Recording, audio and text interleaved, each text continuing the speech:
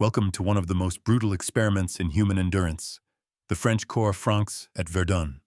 A handful of shock troops thrown into the furnace of 1916 where survival itself was never part of the plan. February 1916, Verdun, France. A frozen dawn. Mud stiff as iron.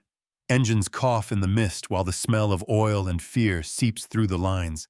The air hums with distant thunder artillery preparing to erase the horizon.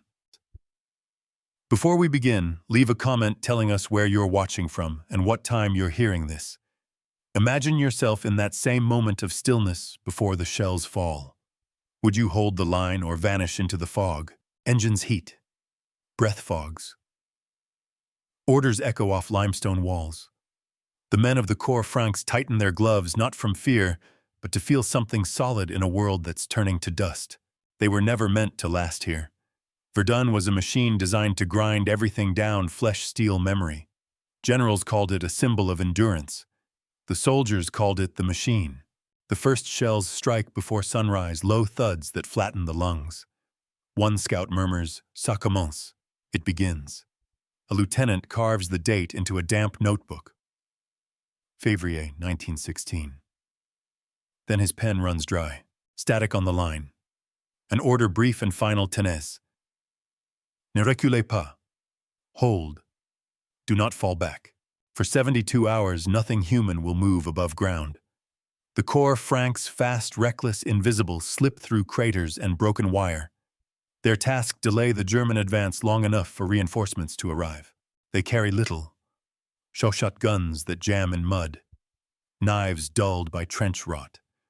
3 grenades each and a promise that no one expects them to return. By dusk, the ridge burns like a forge. Someone shouts through smoke, "Les Allemands ne s'attendaient pas à ça." The Germans never expected this. And yet the line holds. This is Germans never expected these French Corps Francs to survive Verdun. Verdun was not chosen by fate. It was engineered. By the winter of 1916, northern France had become a single open wound, a line that bled without closing. General Erich von Falkenhayn believed Verdun could end the stalemate, not by conquest, but by consumption. "Bleed France white," he wrote, and the phrase moved like a curse through every German staff map. French intelligence knew something terrible was coming. They saw new railway spurs feeding the Meuse Valley columns of shells marked for Sector 5. Yet Verdun remained thinly held, 38,000 men, 277 guns, and a handful of trenches that had not yet collapsed under rain. Across the river waited more than 1,000 German guns and divisions that had rehearsed this assault for months. At dawn, on February 21st, 1916, the first bombardment fell with the weight of a continent. 1,000,000 shells in 12 hours, noise so deep it drowned thought. Hills turned, liquid air burned, and the map ceased to mean anything. Whole regiments vanished beneath the fire. In the shattered communications and broken lines, fragments of men clung to whatever cover they could find, and it was there in chaos that the Corps Francs appeared. They were never meant to exist in a regular army. Born from desperation late in 1915, these small volunteer bands carried no banners, only the promise to strike first and vanish. Their purpose was to raid, sabotage, capture prisoners, and buy time. They trained behind the Meuse in quarries that stank of damp and cordite. 2 weeks of preparation at most, no speeches, no parades, only crawling through wire, counting seconds between shells, learning to breathe quietly, under gas masks that leaked. A white cloth tied to the wrist was the only mark of identity. Most never returned with it. An officer of the 107e Régiment d'Infanterie described them simply: they came from the mines, the fields, the post offices, men who had lost everything except the need to strike back. We called them les damnés. They were paid the same as any conscript, yet their life expectancy was measured in nights. The army saw them as expendable. Their comrades saw them as ghosts that walked before dawn. When General Pétain took command of Verdun in February, he ordered these units forward to the eastern approaches du Haut-Montvaux, the Cayette Woods. Their orders were absolute: delay the enemy. They knew the arithmetic. The Germans outnumbered them 5-1. The forts were relics from another century. The supply lines fragile. Still, they moved. Private Henri Vigneron wrote home on the eve of battle. They say Verdun will fall in 3 days. We laugh not because we believe in victory, but because they will have to climb over us to reach it. That laughter became a kind of defiance. British observers called them death bands. American flyers who watched their raids from above described them as half-mad, half-holy. They carried Chauchat machine guns that jammed in mud revolvers with 6 rounds, 3 grenades each, and a knife. When ammunition failed, they used captured Mausers. When grenades ran out, they packed tin cans with scrap and clay. Their power lay not in fire, but in silence. They moved at night, cut telephone wires, ambushed sentries, then melted back into the craters. To the Germans, the front became haunted ground, where the living and the dead traded places without warning. Yet for all their ferocity, the turning point came from something colder than courage timing. Verdun's terrain, its rain, its roads, all betrayed the attackers. Falkenhayn's calculation of destruction bled itself dry. The single artery known as the Voie Sacrée, the Sacred Way, became the lifeline of France. 6,000 trucks a day, one every 7 seconds, carried men shells and bread toward the front. In that endless procession of dust and headlights, more Corps Franc detachments arrived, ragged, sleepless, carrying with them the last reserves of will. The Germans believed they were stronger, better trained, equipped with more science and steel. But the ground had opinions of its own. Rain turned fields into swamps. Heavy guns sank, and smoke erased direction. French units that should have collapsed instead adapted, fighting in knots, guided by instinct rather than map.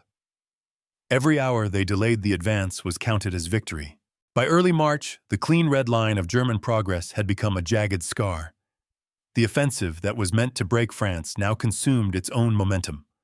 From every trench came the same whisper: "Hold, do not fall back."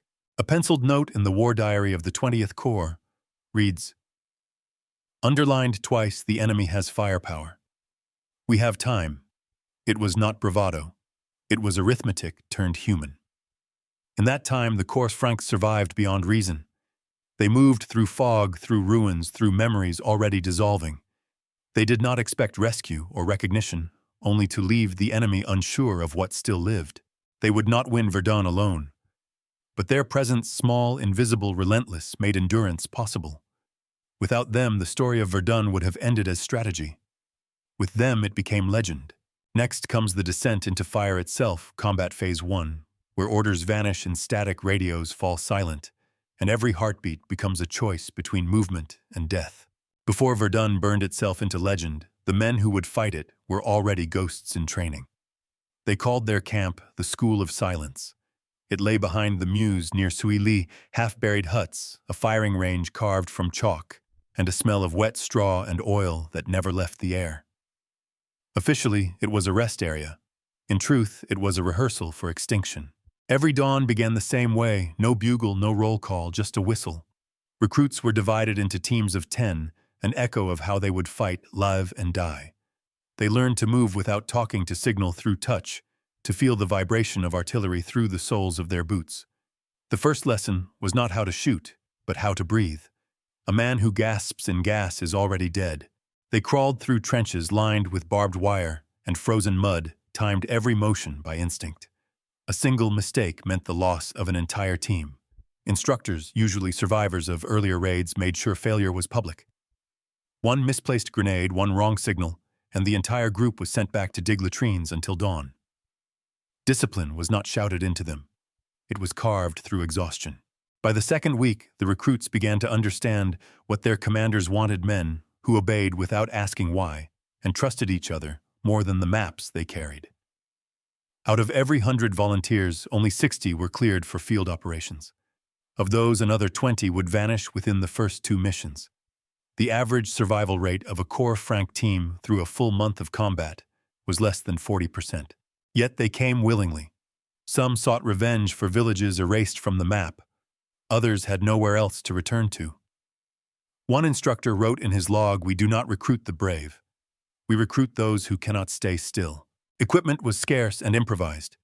Each team carried 2 Chauchat light machine guns, unreliable, with a jam rate approaching 1 round in 10.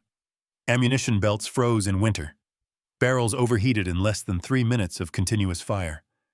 A small supply of fusils automatiques provided better reliability, but only a handful were available. Every bullet was counted. Fuel was rationed even for trucks transporting men to the front, 15 liters per day, for each vehicle barely enough to crawl through the mud roads of the Meuse. The result was that many Corps Francs marched the final miles on foot, carrying 70 pounds of gear and the certainty of what awaited them. Night training emphasized sound. The click of safety catches the rhythm of boots, the soft hiss of gas through mask filters. They learned to dismantle weapons in darkness by memory. Instructors poured sand into their rifles to simulate battlefield grime. The men cursed, then laughed, then kept going. They understood that reliability was not mechanical. It was personal. Trust became currency. In the absence of rank, each team built its own hierarchy. The one who could stay calm under shellfire led regardless of insignia. Bonds formed quickly. They had to. A man who hesitated could cost 10 lives. In their downtime, they sang softly or carved initials into the butts of their rifles. These small acts of defiance were the only luxuries allowed. Letters were discouraged. Anything written could be captured. Instead, they left unposted notes hidden under floorboards, messages to no one, fragments of names, coordinates of villages that might no longer exist. It was not sentiment, it was ritual, a way of reminding themselves that memory could outlast death. One of the rare surviving journals describes a night before deployment. We stand in a circle. The instructor reads from the list of those who didn't return last week. 21 names. Then he folds the paper and burns it. We watch the smoke rise, and for a second it looks like the map of France. By late January, the Meuse training grounds became a machine of their own, cycling men in and out like breath. The rhythm was merciless: train, deploy, vanish, replace. But out of that repetition emerged something unplanned. The Corps Francs began to adapt faster than command expected. They developed their own signals, modified their gear, learned to read terrain by the smell of earth. Survival became a form of intelligence. Technology was supposed to be the measure of modern war-caliber range horsepower. But at Verdun, the human element outpaced the machine. Pétain's reports to headquarters began to note the difference. Corps Franc detachments sustain morale under conditions where regular companies disintegrate. The general staff didn't fully understand why. Perhaps because these men had already accepted their fate before stepping onto the battlefield. When one has nothing to lose, courage becomes habit. The last days of training blurred into preparation. They painted their helmets black to reduce reflection. They practiced moving through fog until their lungs burned. Some carried tiny compasses sewn into their collars, gifts from engineers who admired their resolve. Before departure, the chaplain visited the camp, but few attended his service. Faith had become something internal, measured not in prayers, but in endurance. When the trucks finally arrived, their engines sputtering on thin fuel, the men climbed aboard in silence. No one sang. No one waved. They knew the statistics. They had memorized them. 40% would come back alive. 10% without limbs. The rest names written in ash on the training ground floor. As the convoy rolled toward Verdun, the rain thickened. Mud slapped the wheels. Someone whispered through the roar of the engine. Remember the silence. The phrase passed from truck to truck until it became a chant without words. A promise between men who understood that discipline was not obedience, but endurance shared. Behind them, the camp fell silent again, waiting for the next wave of volunteers to arrive. Ahead, the sky flickered orange where the horizon ended. Verdun was calling. The convoy reached Verdun under rain that smelled of iron. At first light, the horizon disappeared in fog and smoke, and the sound, low, continuous, unbroken, told them the front was close. By the time the men dismounted, the ground no longer felt solid. It moved trembling from the concussion of shells landing miles away. The sky flashed without pattern, and the air hummed with the sound of unseen metal cutting through mist. Verdun was not a battlefield, it was an engine already running. They were ordered to advance through the Bois de Corre, a forest that no longer existed. The trees had been cut into stumps by artillery. Roots clawed the air like ribs. Mud reached their knees, slick with oil and blood. The first contact came at 09:40 hours machine gun fire, raking through the mist, the rounds whining low. They dropped to the ground, returned bursts from their chauchats, and moved forward in short lunges 5 meters at a time. Their radios crackled with static. Transmission between units failed within minutes. The wires had been cut perhaps by shell fire, perhaps by the enemy. Command could no longer see them on the map. From that point on, survival depended on instinct and the faint rhythm of friendly artillery behind them. The ground itself became their compass. Lieutenant Marcel Auvray wrote later in his report, "We fought without coordinates, only memory. Each crater looked the same. Each sound of gunfire came from everywhere. We were surrounded by echoes. At 10:30, they reached a small ridge overlooking the village of Beaumont. From there, they saw the German columns advancing dark lines moving through smoke, protected by their own curtain of shells. The French artillery tried to respond, but many guns had already been destroyed. One Corps Franc unit, barely 20 men, was ordered to hold the ridge for as long as possible.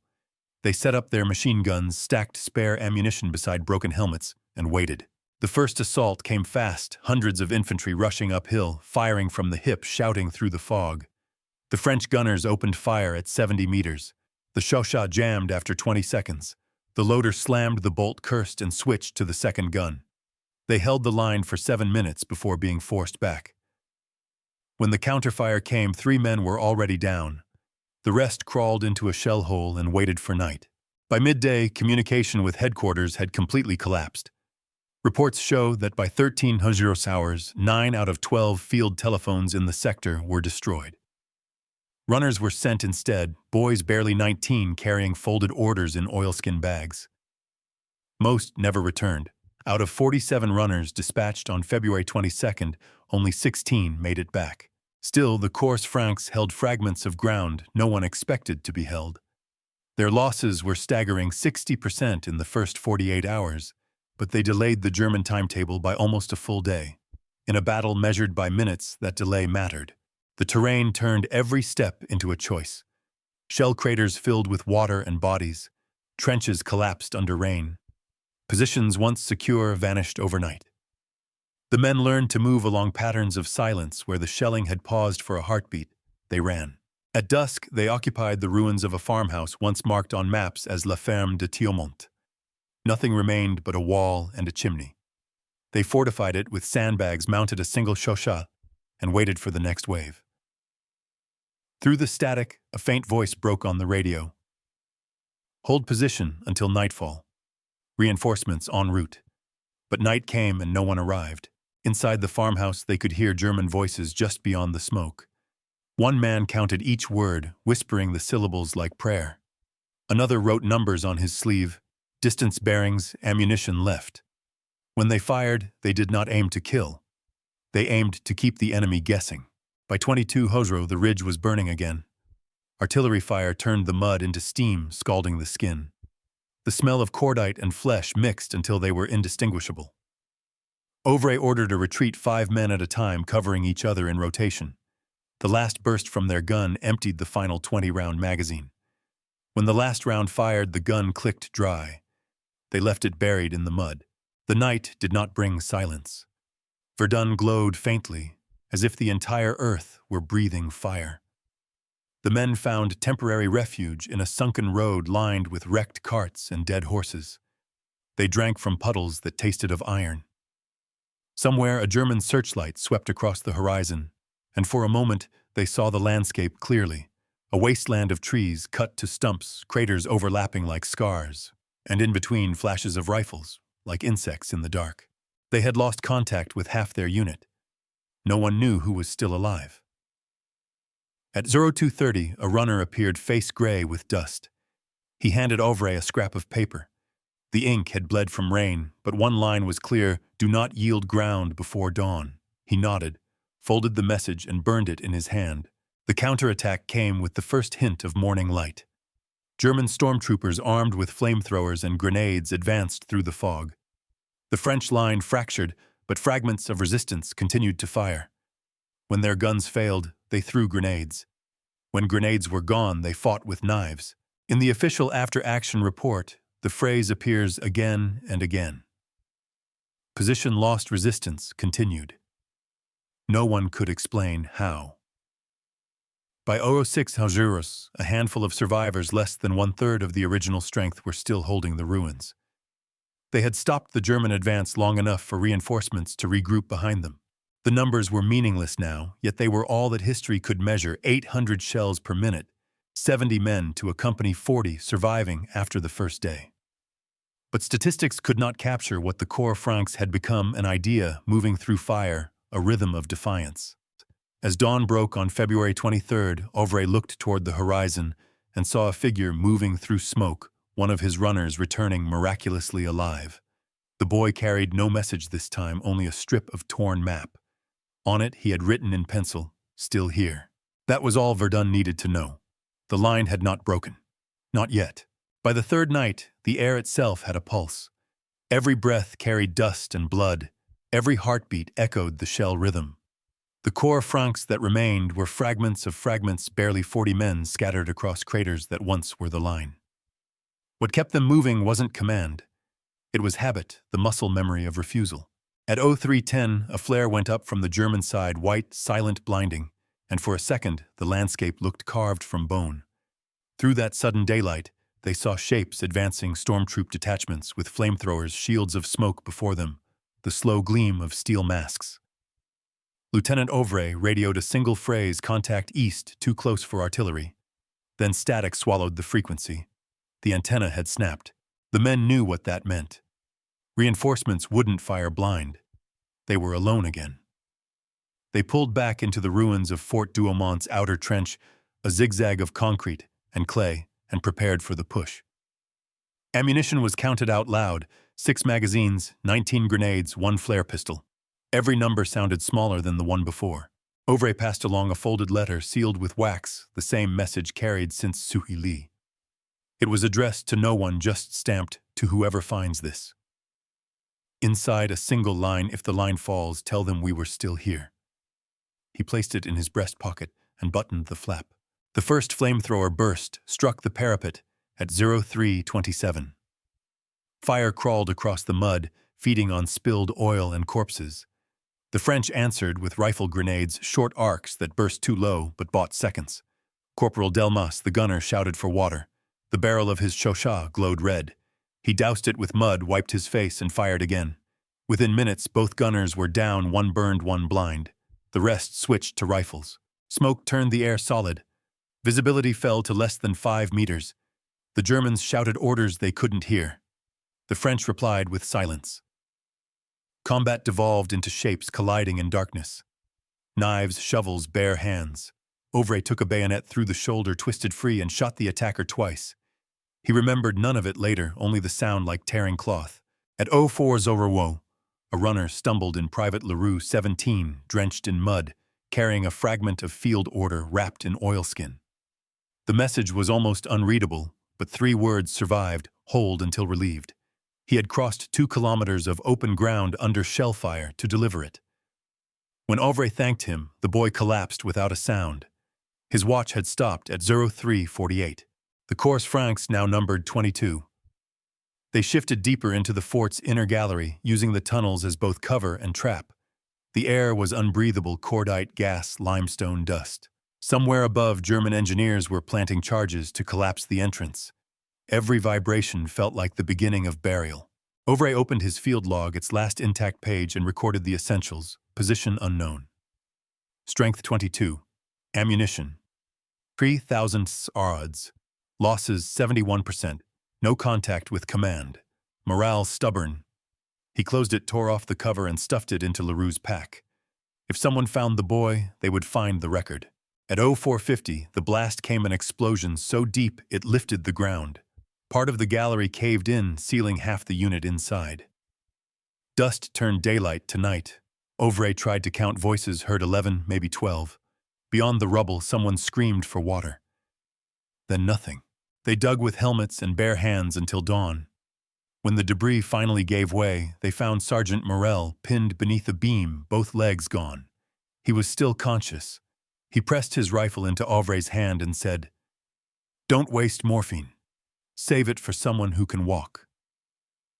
Then he pulled the pin of his last grenade and rolled it into the dark where the Germans were gathering. The blast ended both sides of the tunnel. By morning, the fort was lost in name but not in spirit. German units occupied the upper levels, unaware that French survivors still moved below. The Corps Francs crawled through ventilation shafts, setting small traps grenades tied to tripwire fuses rigged with candle ends. Each delay added minutes to a clock no one could read. At 09:20, they reached an exit blown open by artillery. Outside, the fog had lifted, revealing what was left of Verdun's eastern sector, a desert of smoke pillars and trenches filled with water reflecting the color of pewter. Across the slope, they could see fresh French troops advancing lines of blue silhouettes, moving uphill, bayonets flashing dull silver. The sight pulled something wordless from their throats. For the first time in days, they were not the last. Auvray signaled for retreat, covering their withdrawal with rifle bursts. One bullet tore through his arm, another grazed his neck. He felt neither. They crossed the open field in bursts of 20 meters, ducking behind craters carrying the wounded. When they reached the relief line, only 11 remained standing. The rest were carried, dragged, or already gone. A medic marked their arrival in the regimental log unit CF-107, returned 11 effectives of 72. No equipment. Still in formation. That was the entire entry. Auvray was evacuated to the rear the next day. In the ambulance, half conscious, he asked for his satchel. Inside was the folded letter, the one that had crossed every trench. He handed it to the orderly and murmured, "If you survive, deliver this to headquarters." The orderly nodded, but his name was never recorded. The letter reached Paris months later, found in an unmarked pouch among hospital effects. Its single line became the slogan for a generation of soldiers: "Tell them we were still here." The war did not stop for their bravery. By the end of the week, the French had lost another 12,000 men. But the German advance stalled. Falkenhayn's timetable fractured. The impossible had held by minutes, by corpses, by chance. When Auvray awoke in the field hospital at Bar-le-Duc, his arm bound, his uniform burned away, he asked for the casualty list. The nurse refused. He found it anyway, 61 names crossed out, 11 unaccounted for. At the bottom, in another hand, someone had written "Unit reformed," awaiting orders. He laughed once, then turned his head toward the window. Outside, trains rumbled north, carrying fresh divisions along the Voie Sacrée, the sacred way. Each truck carried men who did not yet know their fate. Each believed they could hold the line longer than the last. Verdun was still burning, but somewhere beneath the smoke, the Corps Francs had carved a sentence into history. They had not won yet. They had denied defeat. And that was enough. Weeks later, when engineers cleared Fort Douaumont's lower tunnels, they found a rusted notebook sealed in a mess tin. The first page was blank. The second held only numbers: strength 72, casualties 61, survivors 11, time held 18 hours. Below it, in cramped handwriting, one final line: "Les Allemands ne s'attendaient pas à ça." The Germans never expected this. When the smoke finally drifted from Verdun, it left behind a silence that did not feel like peace. The ground still trembled from deep detonations, delayed charges buried weeks before. Horses wandered without riders. The living moved like sleepwalkers through corridors of mud and bone, counting without hope of finishing. Even the sky seemed exhausted, gray, thin, indifferent. The French line, by some miracle of exhaustion, still existed. The ridge east of Douaumont, nothing more than a torn ridge of clay, was reclassified as secure. Reports called it a limited success. The phrase hid 1,000 details: 48 hours of continuous combat, 70% casualties, and a gain of less than 200 meters. But that sliver of ground would later mark the turning point, the moment the German timetable collapsed and Verdun ceased to be a victory of firepower. Corps Franc units that returned from the front were not celebrated. There were no medals waiting, no ceremonies. They were too small to fit into official history, too irregular to be tidy. Out of the 72 men who had gone into the Bois des Corps with Auvray, 11 survived. 7 were hospitalized, 3 declared unfit for further service. Only 1 was listed as combat-ready. The numbers told one story. Their faces told another. Military historians later argued whether Verdun was won by strategy or luck. The truth was neither. It was endurance disguised as chaos. Skill had mattered, yes, but so had weather, terrain, and 100 decisions made in seconds. A gun that jammed at the right time could change a day's outcome. A messenger who took the wrong path might deliver the right delay. Even failure became function. The Corps Francs embodied that contradiction, men trained to die who somehow taught others how to live through the impossible. When command finally reached Auvrais hospital, they offered him a citation for extraordinary conduct under fire. He refused it. "Keep it for the next ones," he said. He had seen too many names erased to pretend that honor could replace memory. His arm healed poorly. The bayonet scar along his shoulder stayed open for months. He kept his uniform folded beneath his bed, never cleaned, never discarded. On its pocket flap was the faint outline of the letter he had carried, the one that read, "Tell them we were still here." Repair crews began the impossible work of restoring the forts. Douaumont's upper galleries were cleared of corpses and reinforced with concrete. Salvage teams recovered helmets, tags, rifles, and bones by the ton. Each discovery was logged, numbered, and buried again with precision. The French army measured the cost of Verdun not in money, but in logistics. 40 million shells fired, 162,000 dead, 116,000 wounded. The ground absorbed it all without complaint. Leadership lessons were written afterward in clean ink notes about coordination, morale, and supply efficiency. But those who fought knew better. Leadership at Verdun was not about control. It was about persistence when control had already been lost. Pétain's genius was not in orders, it was in understanding that holding on even when senseless could itself become strategy. The Corps Francs embodied that belief. They were not symbols of victory.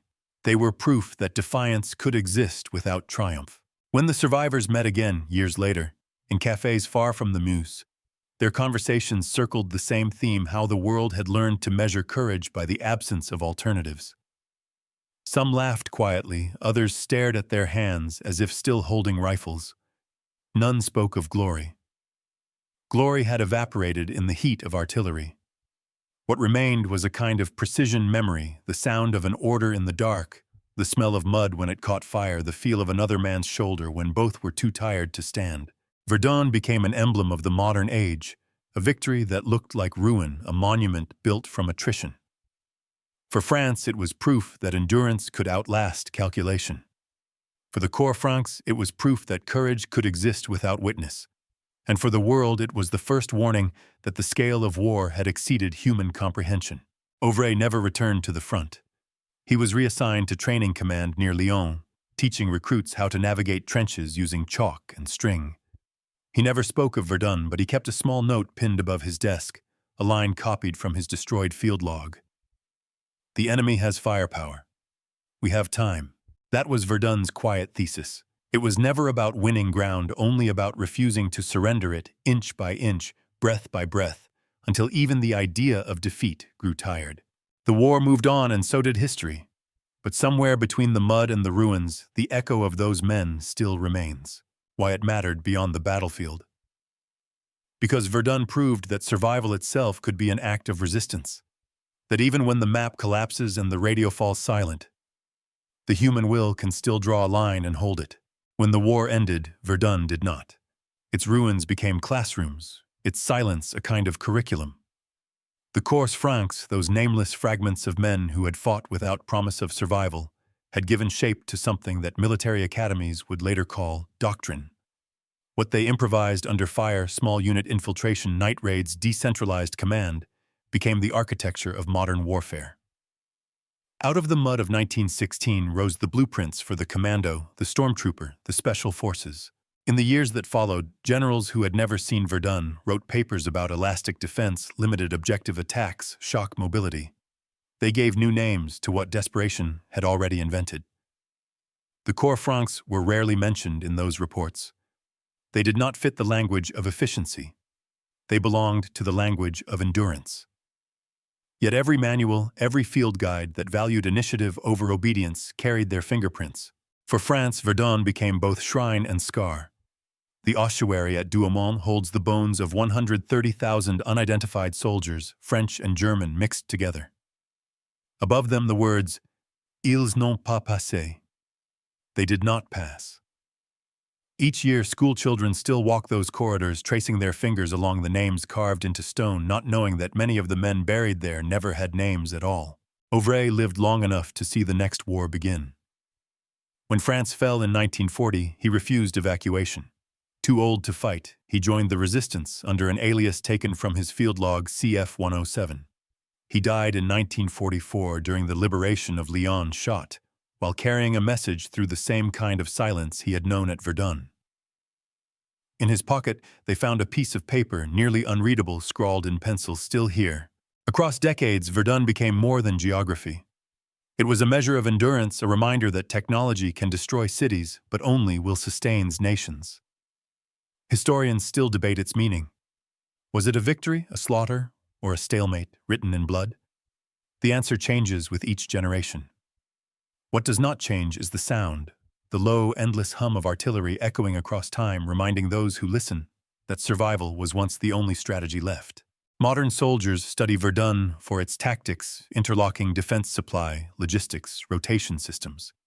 But what they truly inherit is psychological, the understanding that discipline is not obedience, it is persistence when every command has failed. The Course Francs taught that lesson better than any manual could. Today, the name Verdun appears again in news headlines, in speeches about resilience, in documentaries like this one. Its soil, still poisoned by metal and gas, grows grass that refuses to die. Pilgrims walk through the forests where trees sprout in straight rows, marking the lines of trenches long vanished. Under each root lies a fragment of shell, a button, a jawbone.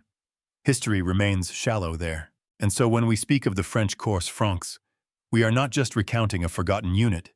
We are acknowledging the first whisper of a modern truth that courage is rarely clean, that victory is sometimes just the absence of collapse, and that endurance at its purest is the quiet refusal to disappear.